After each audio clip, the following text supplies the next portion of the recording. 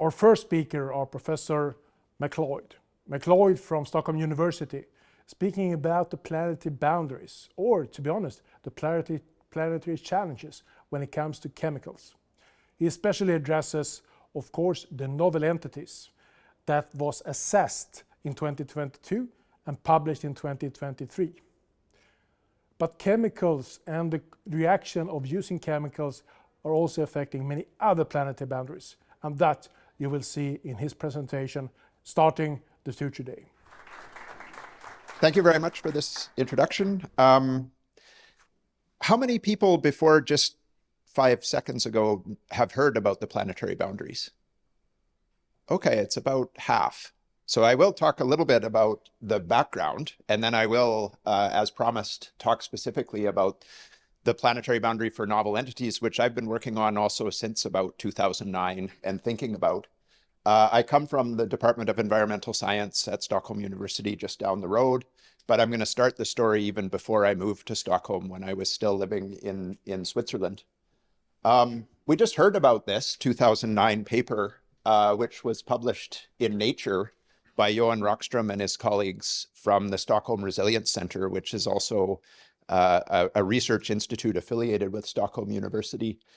When this paper came out, it was for me super interesting because I am an environmental scientist. And at the time, I had fairly recently moved to Europe and started working at the Swiss Federal Institute of Technology in Zurich. And we were working specifically on chemical pollution issues in the environment. And out into the world came this paper from Johan Rockström that put basically all of the world's big challenges into one picture and called it the planetary boundaries. And this picture is this one. You see the Earth underneath this picture. And then in each of these dimensions, these pie slices are climate change, ocean acidification, stratospheric ozone depletion, nitrogen and phosphorus cycles, freshwater use, land use, biodiversity, aerosol loading. These are the big challenges that are confronting humanity with maintaining sustainability of the planet.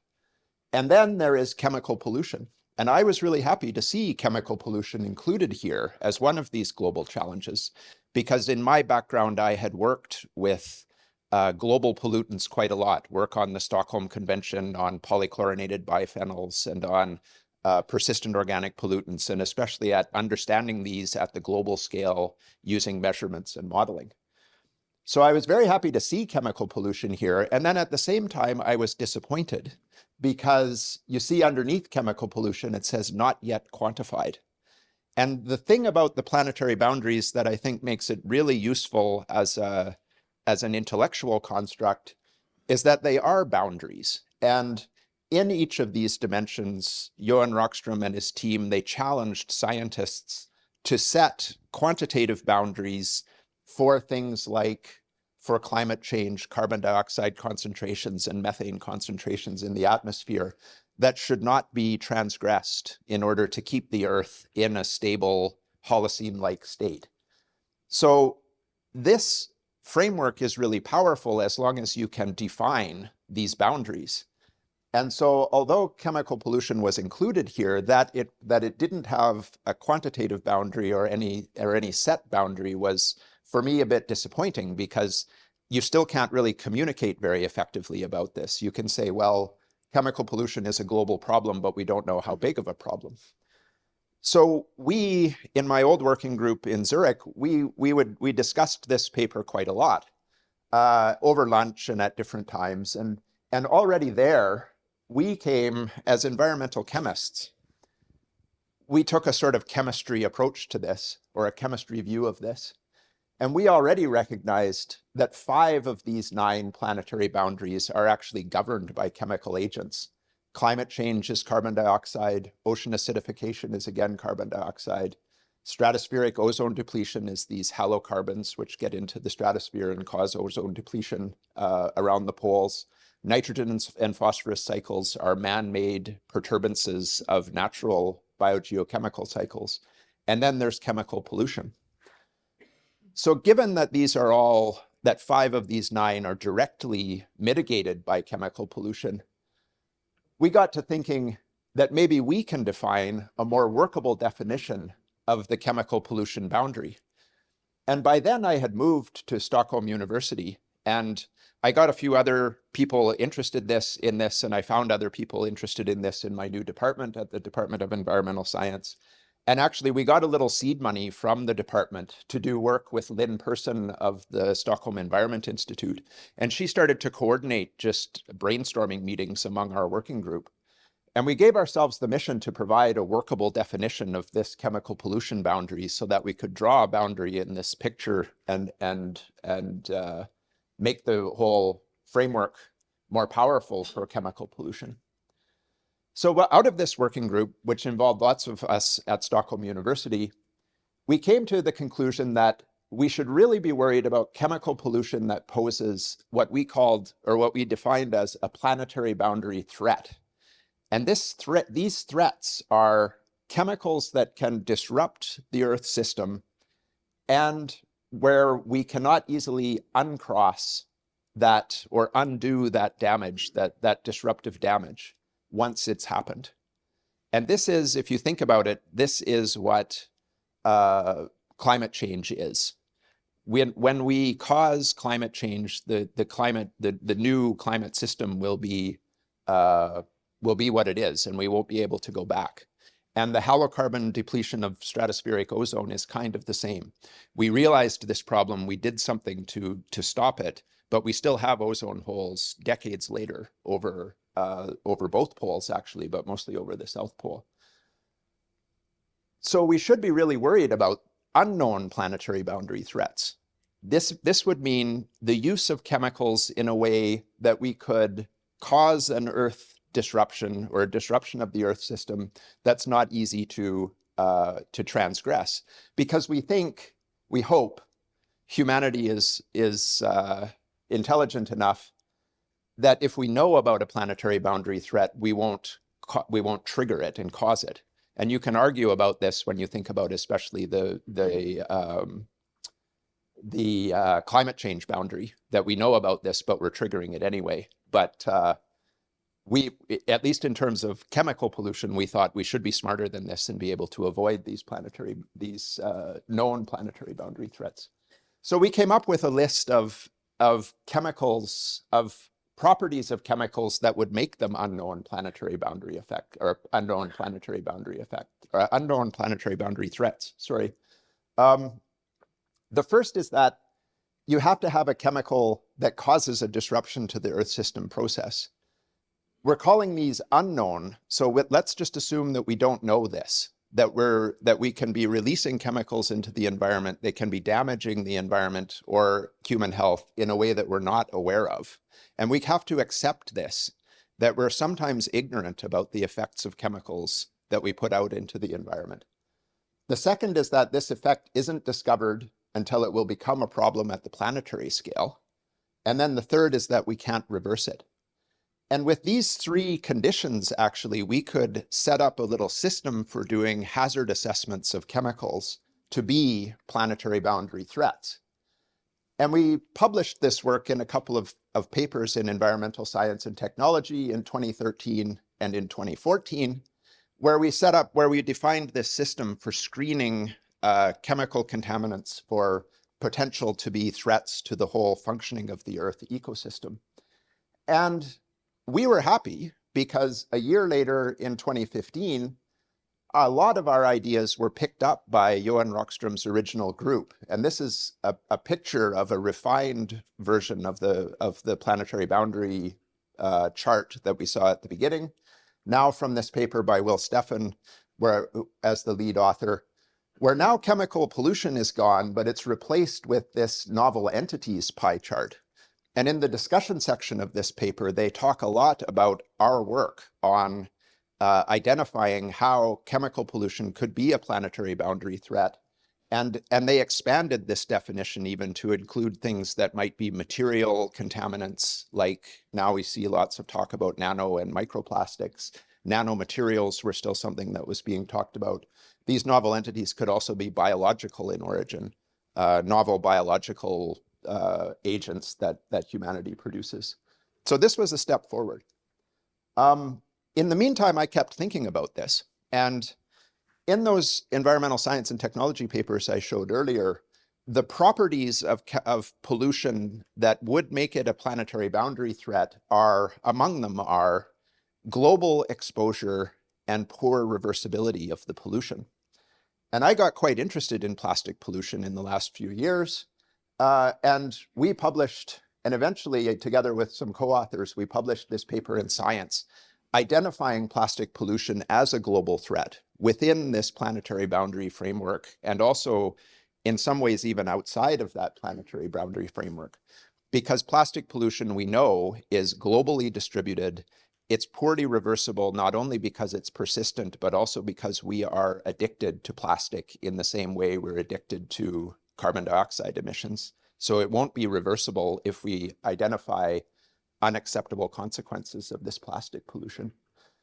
And just as a sort of warning about these unknown effects, there's, now that plastic is on the radar for researchers worldwide, there's more and more studies of what possible effects could be of plastic. And just this year, in one of these journals affiliated with the New England Journal of Medicine, there was this paper, which is a study of people who go to their doctors because they've had heart attacks or strokes. And the doctors here in Italy took samples of blood clots from the circulatory system of these people and then did follow-ups over the course of 3 or 5 years. And they found that patients who had detectable levels of micro or nanoplastics in the blood clots that they took out of them had something like a 3 to 4 times higher risk of having a recurrence of a stroke or a heart attack within the study period. So this was the beginning of, this was a landmark study that linked microplastic exposure to human health problems. And this is the kind of effect, a 3 or 4 times increase in potential for heart attacks and strokes, that could have been going on for generations that we just haven't been realizing because we haven't been looking for it. Because there are many things that contribute to your risk of heart attack. So a factor of 3 increase from exposure to plastic is something we might not have necessarily known to look for or be aware of, even as it was continuing to go on. So this is an example of an unknown effect of a global, or a potential example of an unknown effect of a global pollution issue. Another example, and Hannah's going to talk more about the PFAS in particular, but one of my colleagues who is also involved in these papers is Ian Cousins, and he proposed a couple of years later that the perfluoroalkyl substances also meet these definitions. So with this in the background, in around about 2020, just kind of at the beginning of the pandemic, Sarah Cornell from the Stockholm Resilience Center got a mandate to try to define this planetary boundary for novel entities. And I was part of a working group that met virtually on Zoom over the course of the pandemic to work on this definition. And we did a lot of thinking in this working group about how to define along the pathway of production and use of chemicals and other novel entities through their pathways in the environment through to effects. Where could we draw a boundary? And we really wanted to make a quantitative boundary for novel entity pollution to put into this planetary boundary framework. This is all against the backdrop of our realization that chemical pollution is just getting bigger and more diverse over time. And within this paper, we included this figure showing basically exponential rise. This is a logarithmic scale. So this is exponential rises in total industry production of chemicals, production of raw material chemicals that go into production of plastics. And it's all going up exponentially. And simultaneously, there are people inventorying all these chemicals and finding, for example, 350,000 chemical substances that you can buy in commerce. And just in plastics, there's over 16,000 chemicals, some up to 4,000 of them having hazardous properties according to screening criteria defined by the European Chemicals Agency. So against this backdrop, we couldn't find a quantitative boundary, but we decided we had to be precautionary. And so in this paper, we proposed that the boundary for novel entities is exceeded whenever production and releases of novel entities outstrips our capacity to understand them. And this is because we have this problem of ignorance. We don't necessarily know what their effects are. They're truly novel things that we're putting in the environment. When we don't know, we should be precautionary. We're probably over the boundary. And this made some news when this came out, that we had said we were over this boundary. And the new version of the chemical pollution or the planetary boundary framework actually now illustrates us as exceeding this novel entity boundary based on this definition. Quickly, just a couple of implications for this. You may have heard, if you're trained as a toxicologist, about Paracelsus. He says the dose makes the poison. I submit that this is actually wrong. It's a foundation of toxicological assessment of chemicals, but it's wrong, especially when you consider long-term population level exposures. And the reason that it's wrong is we don't know how to test for those without exposing a population for the long term and doing epidemiological studies. And a couple of examples here. The tolerable daily intake for bisphenol A has fallen by about 250,000 times in 20 years. The tolerable daily intake for perfluoroalkyl substances went from probably they're non-toxic to there is no safe level in the course of about 20 years. And that's because we exposed the whole population to these chemicals and then studied them epidemiologically. It also means, I think, for the circular economy, that we have to simplify this whole system. And the topic here was about detoxification, and I thought I'd just put in a couple words about what I think when I think of detoxification. Right now, our whole technosphere is permeated by a whole bunch of chemicals, and we don't fully understand all of them. We certainly don't understand most of them. We'll talk about detoxification, but I think the most effective way to detoxify is not to toxify in the first place. And that means simplifying the mix of chemicals that we use, especially in commodity materials, to the point where we can handle them in bulk. And there will always be specialty products where you can't simplify, but I think we should be working towards simplification of a lot of our material flows in this whole system. So maybe I'm out of time. No, okay, so summary. We have defined this planetary boundary for novel entities. We defined it, but we didn't quantify it. But we can look at this definition that we should understand what we're doing to the Earth system, especially with poorly reversible, globally exposed or contaminants that cause global exposure. We're not currently in that situation, so we assert that we're outside of this boundary. Quantifying that boundary wasn't feasible, but we can get a workable definition. And it's based on precaution, basically. We should be more careful about what we're doing to the global environment to avoid stratospheric ozone depletion, global population exposed to perfluorinated chemicals, which are certainly having health effects, plastic exposure to the whole environment with unknown effects that we could discover in the next decades. And we should be taking precautionary action, especially to find alternatives to chemicals that cause global exposure and are poorly reversible. And also these chemicals where there are technological monopolies. We should be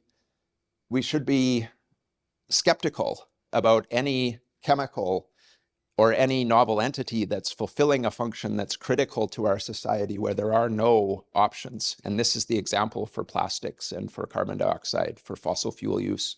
We should be trying to diversify our away from reliance on technological monopolies.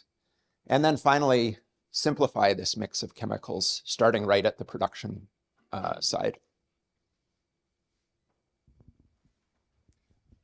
Thank you so much. Yeah, exactly. I had the honor to be in New York now in September and took part in a roundtable discussion with UNEP about the coming global plastic treaty. The final round of negotiations will take place in Korea in the end of October, beginning of November. And the big discussion we had there was the importance to make sure that if we're going to use plastic, we need to make sure that the plastic doesn't contain unharmed or harming substances. Because if we're going to be able to create circularity, because that also UNEP stress is important, then we need to make sure that we produce it in the right way. Your comment and wish about the Global Plastic Treaty, have you seen anything or discussed anything about that? I've not been directly involved. There's a group of scientists like Bethany Almroth at Chalmers who are in an NGO that actually has observer status at the treaty. So there are scientists who've been there and offering input. I haven't been active in that, but I think that these kind of initiatives are what we need on the additives side, simplification of the additives and understanding them. I also think the plastic itself could be a problem. And this is where this Italian paper about the blood clots is about physical impacts of plastic particles. And so I have actually written opinion articles that say the plastics treaty should be aiming at caps on production and emission, because I think the problem is urgent enough that we should be doing something now and as quickly as possible, and something that will really affect the volumes of total plastic moving through the system. And I think that's only possible with production caps. You have to create an economic incentive also to make the plastic waste valuable. And if you have a cap on virgin plastic production, I think this does this. I'm not so optimistic that these kind of caps are going to be part of the treaty in the end, because now it's under a hard deadline and there's some hard opposition to this. But I think that if we're really serious about it, that's what we should be talking about. I totally agree. I believe, though, that if we can make sure that the plastics has a value, then we will recirculate more, and we will not litter. We'll avoid a lot of the problems that we see today. Yeah, the problem is that the plastic has not a value today. And it's because it's much cheaper to make plastic from primary raw materials than it is to make it to recycle. Yeah. And so you know better than me about this, of course, but I think that's why a production cap on virgin plastic is, if you're serious about this, that's what you have to do. You will come back in the last part of the panel, but I'd like to ask one more question. What's around the corner when it comes to the research about novel entities? What's happening? Because this was published in 2022, your work, and then the new version of the planetary boundaries was then, with all the planetary boundaries assessed, was presented in 2023. But what is happening? What's the next step? What is around the corner? Yeah, that's an interesting question, because now we have filled in, actually in the most recent paper, all of the boundaries have now been defined, and most of them are quantified except for the novel entities. For me, as someone who's interested in the novel entities, I'm interested now in discovery of the highest priority problems, or the highest priority potential planetary boundary threats, the next chlorofluorocarbons that cause stratospheric ozone depletion. So in my department, lots of us work on perfluoroalkyl substances. I'm working a lot on plastics because I see this as a great candidate for being the next real example of novel entities. And then I'm trying to do communication about this. I really think the biggest value of this planetary boundary concept is communication and interest awareness, because it's something that you can really understand. You look at this picture and you see that we have these problems in all these different dimensions. And the challenge is great, but I think we can do something. We can do productive things to address this. So I'm also working a lot on raising awareness about this, and then trying to be the one who discovers some of these new problems, which is a bit of a depressing, it's not a solution-oriented way to work, but as an environmental scientist, we're a little bit stuck with problem identification rather than working on the solution side. Thank you so much, Professor. And by that, we will go into the next session.